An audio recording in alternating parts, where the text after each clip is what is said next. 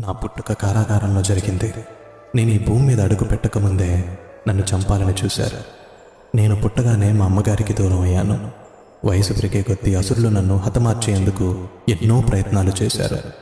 కాస్త పెద్దయ్యాక మా గ్రామం నుండి మకం మార్చాల్సి వచ్చింది. ప్రజలు నన్ను పిరికివాడిగా పరిగణించారు. నేను ప్రాణంగా ప్రేమించిన అమ్మాయి నాకు దూరం అయింది. ధర్మం కోసం యుద్ధం చేసి ధర్మాన్ని గెలిపించాను. కానీ ఎంతోమంది మరణానికి కారణం నేనని నిందించబడి శపించబడ్డాను. శాపం కారణంగా నా వంశం మొత్తాన్ని కోల్పోయాను. కిందటి జన్మ కర్మ ఫలితంగా కేవలం బొటనవేలుకు బాణం తగిలి నేను మరణించాను. ఇంత జరిగినా నేనెప్పుడు ఫిర్యాదు చేయలేదు. ఎప్పుడు ఎవరి చెడు కోరుకోలేదు. మరి నువ్వెందుకు నీకొచ్చిన ప్రతి చిన్న కష్టాన్ని భారంగా తీసుకుంటున్నావు? నీకు నీ మీద నమ్మకం లేదా? లేదా నాపైన నమ్మకం లేదా? నువ్వున్న పరిస్థితులు నువ్వేంటి అన్నది చెప్పదు. నువ్వు నడుస్తున్న మార్గం వల్ల నీ వీధి